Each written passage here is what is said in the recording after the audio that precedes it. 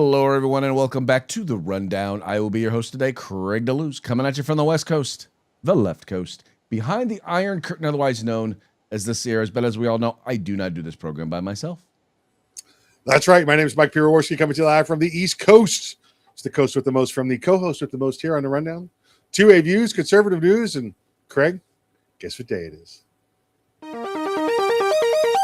It's rain and tacos from out of the sky.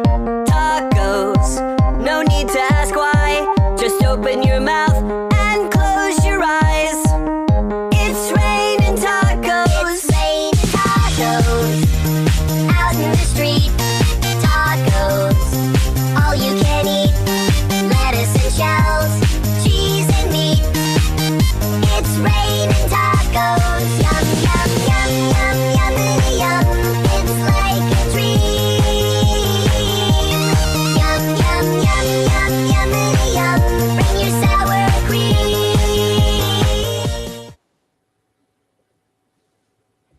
Oh, I'm sorry. I was busy dancing. Get her done. How are we doing today, my friend? Excellent, sir. Excellent, sir. Watching live for some election results to come back in, but other than that, doing great. It is going to be an interesting day. Not just well, as you can tell from our first story, it's going to be all about the power of Trump and the ability of Donald Trump's endorsement and what that means. And so we're going to talk a little bit about that in today's show. So before we give too much away, let's go ahead and get started with a quick shout out to our sponsors. Yeah. And Craig, while we're doing that, it looks like you might have had an earthquake there. I'll let you fix that while we're doing this. Hey, welcome back to Hitman Industries, hitmanindustries.net. If you need some AR barrels, they got them there. They got a rifle caliber, pistol caliber, any length you desire. They've also got regular rifle, shotgunning, pistol barrels. So get on over to hitmanindustries.net. California Republican Assemblies fighting a good fight behind enemy lines. Now you can take part in California's future today. If you want the best in tactical concealed guns on the concealed holsters on the market, get on over to hogholsters.com. That's HAWG holsters.com. Use the discount code The Rundown. That's all one word, no spaces, all caps. Get a nice little discount. And for the best in field gear, tactical gear, web gear, law enforcement, security, fire, personal, EMS, whatever it may be, get your group together, get your agency together, place an order at uscombatgear.com, where you can get everything except the gun. And here at The Rundown, there at the Rundown Studios, as you can see that quick adjustment of the world. No, I didn't adjust the world. I had to adjust my camera. So the world view. I had to change my world view. Do you or think at least the world's view into my studio. How about that? There you go. I've always thought, like, remember, I grew up in a city, grew up in New York, right? Where people live in massive buildings and, multiple floors, apartments, elevators. Do you think that dogs think that elevators are world changers? I would wonder. I imagine they're pretty sensitive, so I can imagine they can kind of feel that things are moving when they go up, or go down. So I would kind of wonder. I never see them look incredibly baffled when the doors open. I mean, I think they get used to it, but it's like a Stargate to them. We enter in this little room and then we come out on the street. It's just it's weird. So I wonder if they really give it that much thought.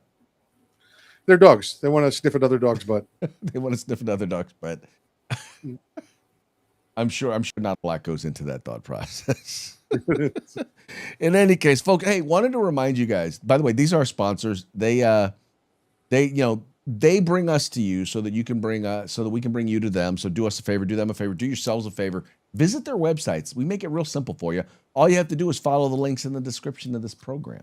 Also, if you're watching this during the 3 o'clock hour on the West Coast and the 6 o'clock hour on the East Coast, then you're watching us live, which means we're taking your comments. We would love to hear what you have to say. Whether you agree with us or you disagree with us, we would love to hear, but we actually prefer if you disagree with us because then it gives us the opportunity to mock you.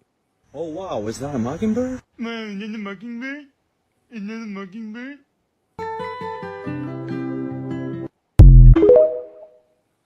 That's right. As Mike would say, we will mock you. Mock you. Mock you, buddy. I actually like disagreement, although I have to be honest. Some of these folks on the left, I have some friends from high school who've decided that they want to they take issue with some of my positions. Now, Mike, I was in like the AP classes and honors classes, and I'm not saying that I was the smartest kid in the class, but I knew the kids who were in the short yellow bus class, right? And I will say short yellow bus, but I knew the kids who were not in the honors classes. And many of them demonstrate why they were not in honors classes right there on social media. Their inability to come up with facts and logic, which probably explains why they're liberals, is just astounding. Listen, I read certain comments, Craig, and all I can think is the snozberries taste like snozberries. Snozberries.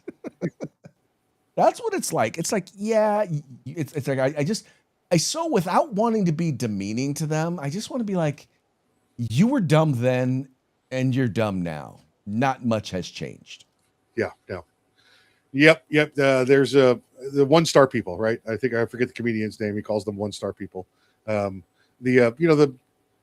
mouth breathers. We'll Yes. call it. It's just No, I'm not saying that, because here's the thing. On the left, there are some very, I will say, intelligent people. I will not necessarily say they are wise or smart people, but they have the ability to apply logic to a wrong set of facts, or to just flat out lie. In some cases, they're wrong. In some cases, they're flat out lying. But at least with them, it's an entertaining debate, because at least they're coming at you with something relatively easy to debunk. But at least they're coming with something. When you have people saying, "Oh, well, Trump is doing it," well, yeah. If it's anything with Trump, it's got zero value when they say it. It just sorry. Oh yeah. Anyway, and by the way, a lot of that's going to play out in this upcoming election. This we're going to be talking about now. We're going to be talking about the power of Trump's endorsement. Now, here's the thing. Historically, Trump's endorsement has had mixed reviews in general elections.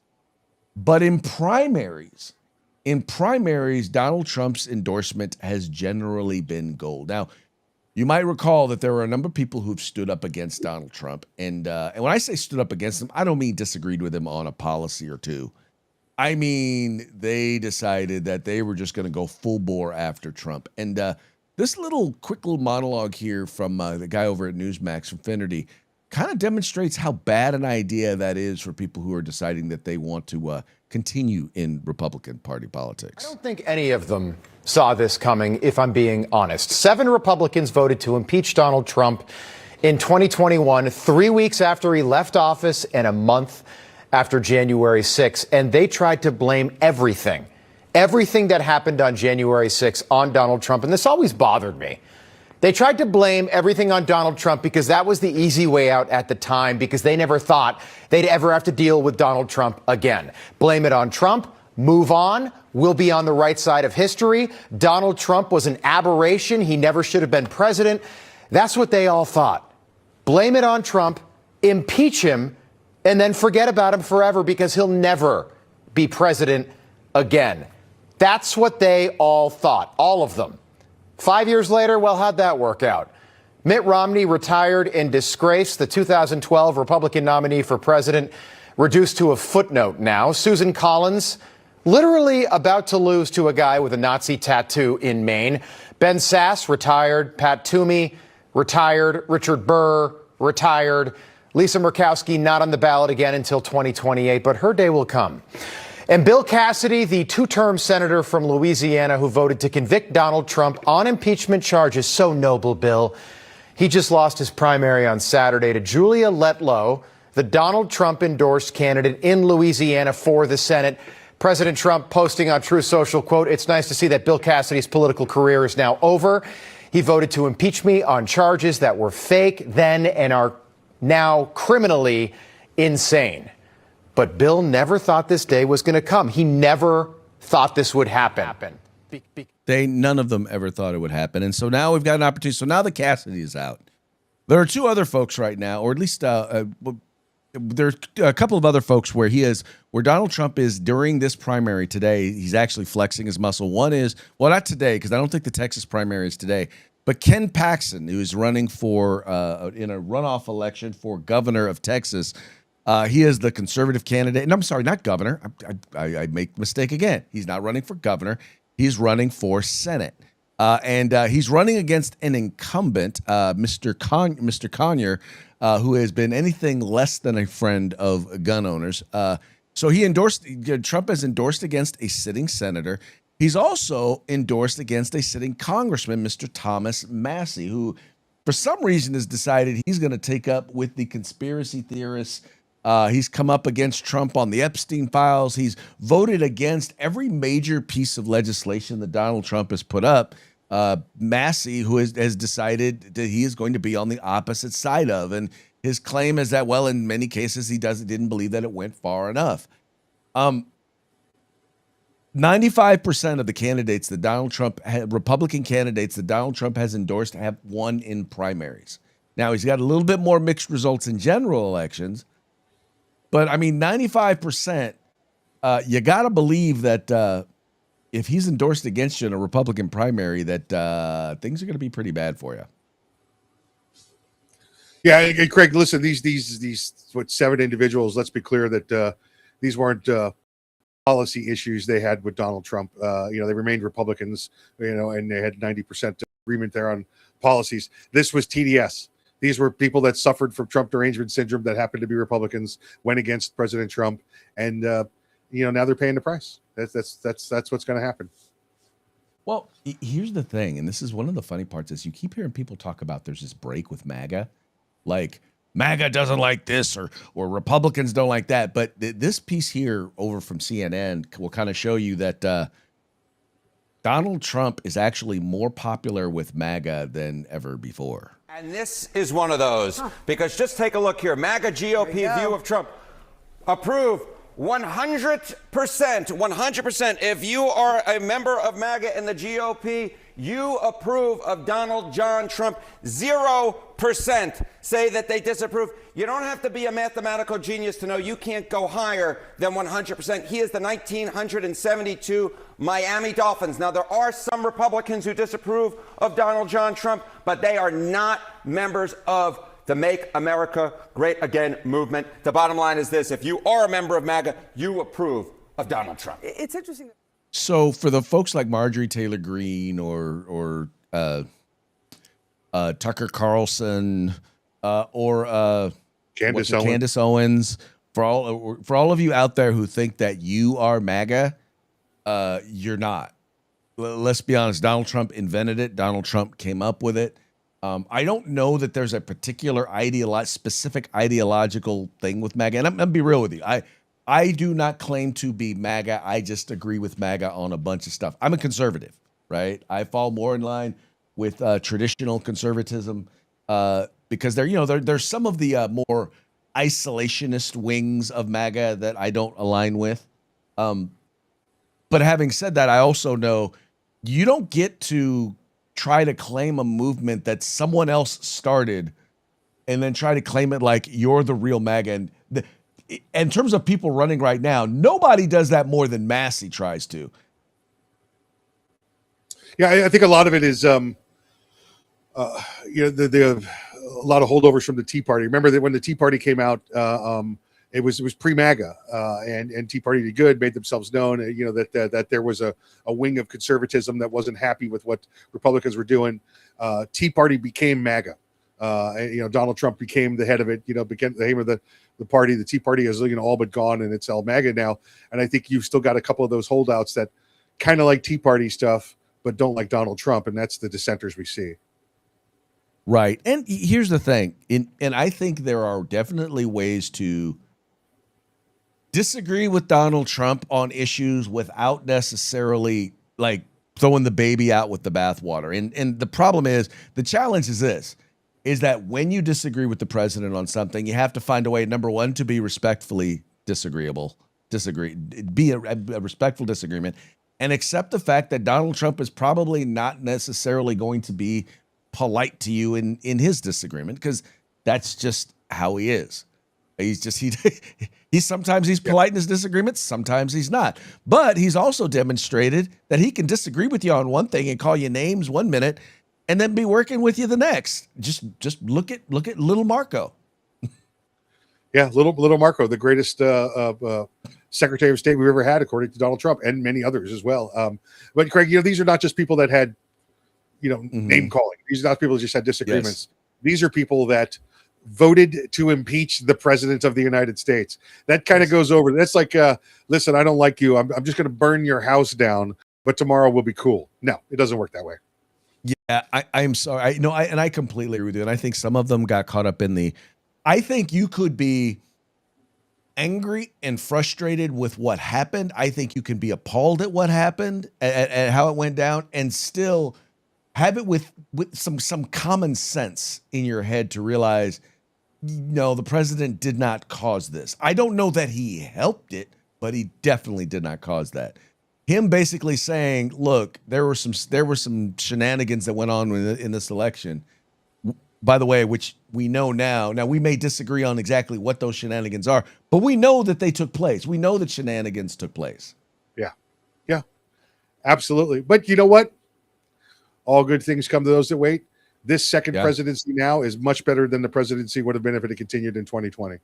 Oh, yeah. No, I 100% agree with you. Like I said, he had 4 years to prepare, and part of that had to be getting rid of, quite frankly, some of these folks. And cleaning out the swamp. Well, exactly. Here's the thing. Some of these folks treated Donald Trump worse than they treated some of these Marxist Democrats. And put it this way, when the New York Times, when the members of the Democratic leadership, when they start singing your praises, as they have been with Massey, as they did with Cassidy, as they did with Mitt Romney, something is wrong. Something is wrong when they start singing your praises because and only because you disagree with Donald Trump. Really? Yeah, I'm with you. Yeah. No, I'm sorry. And like I said, I've always, I think you can attest to this, when I have felt that Donald Trump has been wrong, I've said that I thought he was wrong, and I came up with policy reasons why. And I've also admitted when I was wrong, when I thought he was wrong. I've owned it, and I think that's the best way to handle it is, if you're going to handle it that way, how are you going to handle it that way? And I just realized I spelled Illinois wrong. Wow, that's really bad. The Fighting Illini. There you go. Yeah, Craig, listen, I've used one of the rules, and it comes from mathematics. It comes from actually things that George Patton even said, the 80% rule. If you could find somebody you agree with 80% of the time, I don't care if that's in business, personal relationship, in your politics, you need to make up on the other 20%, or don't worry about the other 20%. Because if you can find anybody you agree with 80% of the time, right, you're winning. And these people can't get over that 20%. They can't get over the 20% of, he's not presidential. Okay, right, great, he's not presidential. Yet let's take a look at everything else that he's done. But that's all. That's what you can't get over. That's small brained. That's what that is. That is small brained, and that's you. I'm sorry, but you're a little too worried about what other people think. Yeah. Stop worrying about what other people think. Focus on right and wrong, right? And the fact that it in no uncertain terms, we've done better with him than without him. And you only need to look at how things were at the end of Obama's term and how things were at the end of Biden's term. Now, I get it. We're going through a little bit of a rough economic patch right now, and that is in part because of what we're dealing with the war in Iran. But the goal behind the war of Iran is no nukes in Iran. I'm sorry. I'm still down with that.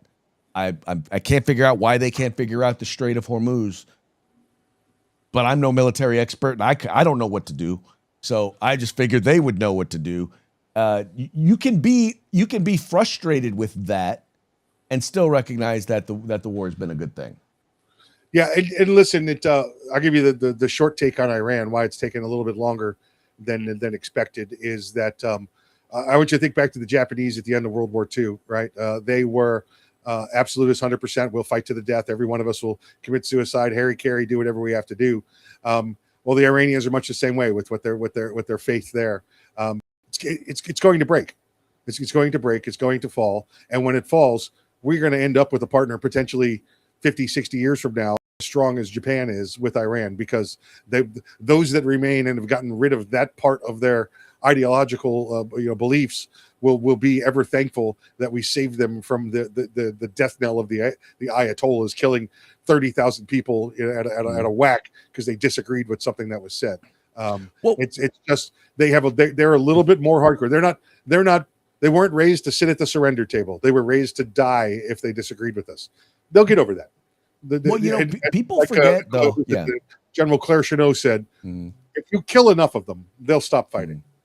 And when people forget that actually Iranians are more Persian than they are Muslim. This is not that. It is not Afghanistan, right? This is not a place that has a steeped history in the Muslim Sharia law. That's literally something that's only been around for about 40 years.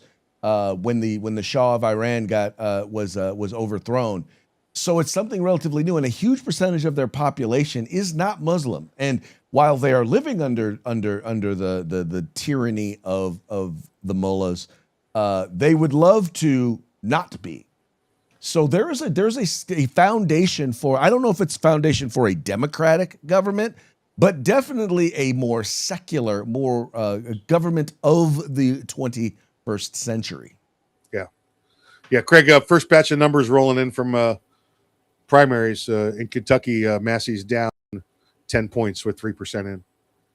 Wow. Well, they're projecting. They were saying so. They're projecting he was going to lose somewhere in between. Kalshi is projecting anywhere between 8 to 10 points. Yeah, he's going to lose. Now, listen, the 3% that are in, we understand those are the absentee ballots that are just posting. They've still got time to count everything else. Mm-hmm. We shall see. We shall see. Yeah.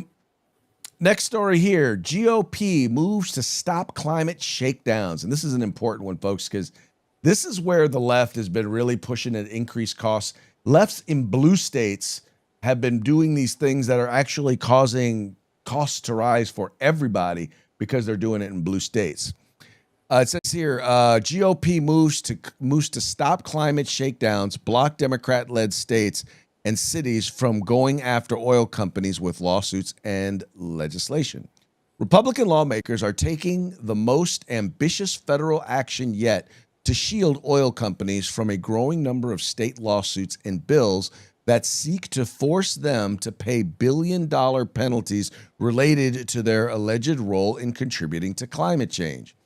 In state courts, more than 24 Democrat-led states and cities, which are collectively home to roughly a quarter of the nation's population, have accused dozens of oil companies of misleading consumers about the impact burning fossil fuels has on the climate. The ongoing lawsuits argue oil companies are responsible for paying hundreds of millions of dollars in damages caused by extreme weather, which Democrats blame on man-made climate change in those states and cities. In state houses, Democrats are pushing laws that require oil companies to pay state coffers to fund environmental resilience and infrastructure repair projects. A dozen states have introduced such laws, and two, Vermont and New York, have passed them. Under New York's law, oil companies will be forced to pay the state $75 billion over the next 25 years.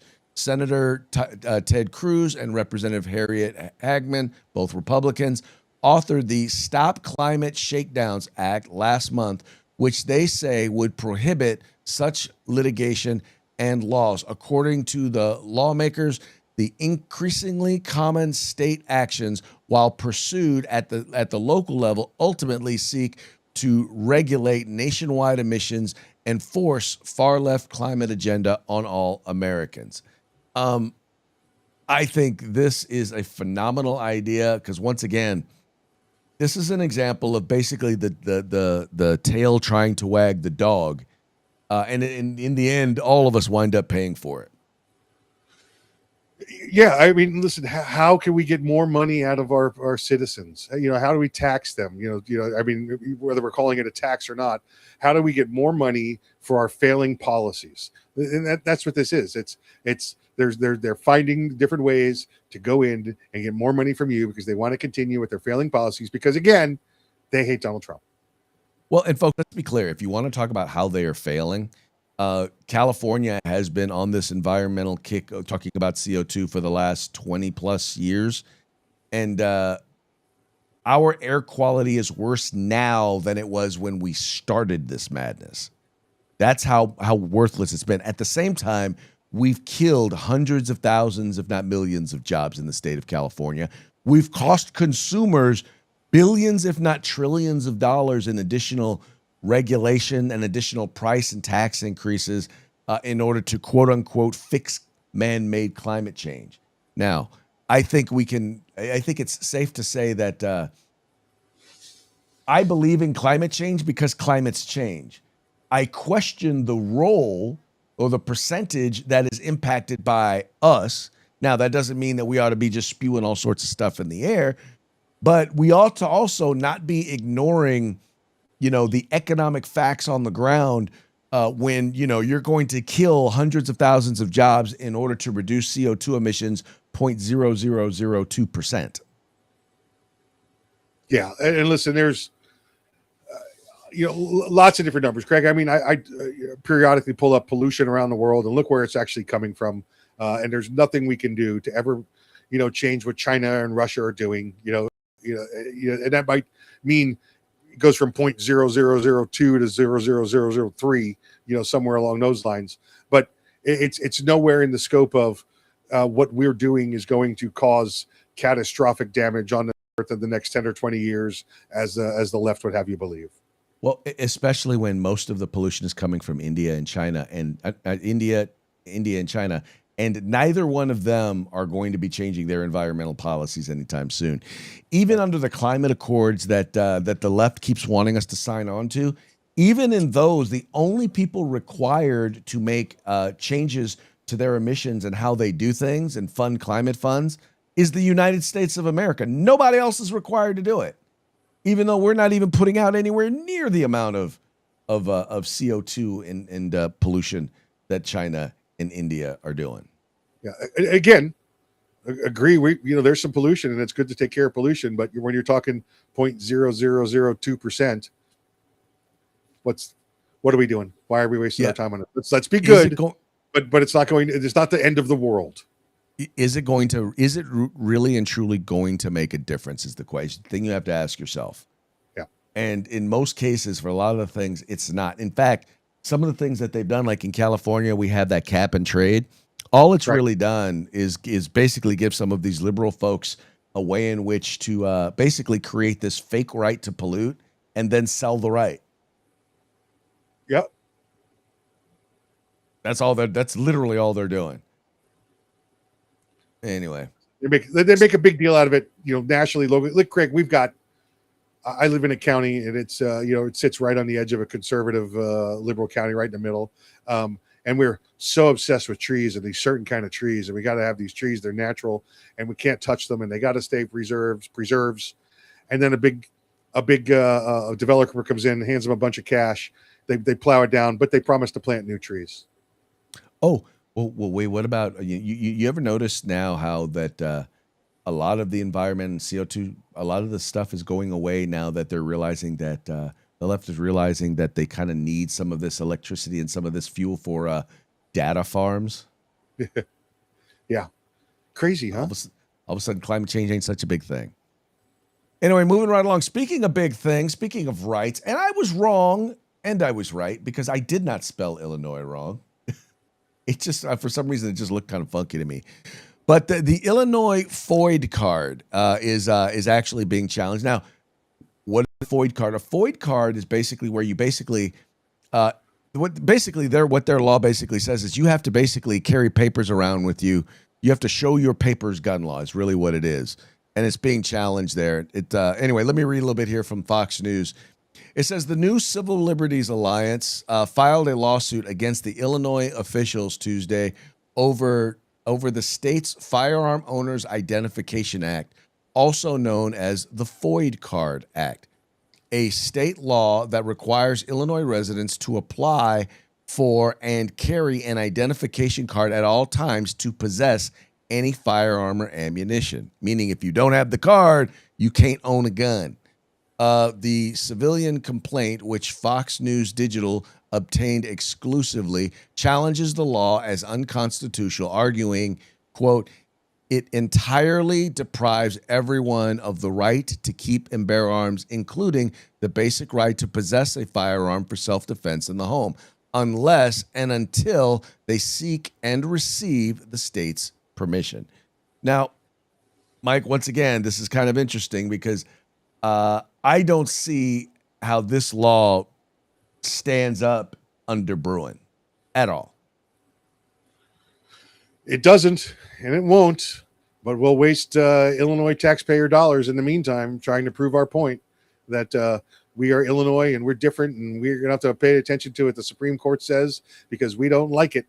It's just going to end up costing people in Illinois lots of money. I think once again, I think when people do something that is obvious, they pass something that's obvious like this. First of all, I think every state legislature, every city council should have to, they're whatever they propose, there should be some sort of a thing in there. Does this does this violate state or federal law? Does it violate constitutional law? And those things should be determined. Get a check. And yes or no. And if it's determined that it does, and they decided to pass it anyway, they ought to be willing. They ought to lose their seat in government. Period. They violated their oath of office by trying to institute by basically going against the Constitution. You know how I feel. Said it on here many times. They should not have absolute immunity. They should have qualified immunity, just like other public servants. And if they violate the Constitution or break the law, then they should be held accountable. Yeah. Sadly, that will not be the case. Unfortunately, that will not be the case at all. Too bad. So sad. Anyway, this next story here. Now, for those of you, and I don't spend a lot of time watching Bill Maher. In fact, the primary times in which I watch Bill Maher is when I'm watching a video clip where he's going after the left. This is a guy who is not a conservative at all. But in his all due respect, he is a person who does make it a point to challenge the left, right? He challenges them on, in particular, some of the more whacked out things that they happen to believe. And he requires that they, you stand up for what you believe. And this was interesting because in a recent episode of his show, he's talking with a dude and he's explaining that, he's asked, he's explaining that his most frustrating thing is that he can't get Democrats to come on his show, political Democrats, like some of the heavy hitter, quote unquote heavy hitters, to come on and actually defend why they believe what they believe. Everybody's a monster till you talk to them. Who haven't you interviewed that you want to interview? Right? Ironically, mostly Democrats, because they're they won't come on the show. Like the Clintons. Kamala, I voted for you. Really? You haven't interviewed them yet? I would love to. Democrats are about going anywhere that they're not already pre-adored. Not all of them, but Kamala Harris. Like I always say to my woke friends, we voted for the same person. You're just why she lost. You're just why she lost. Yep.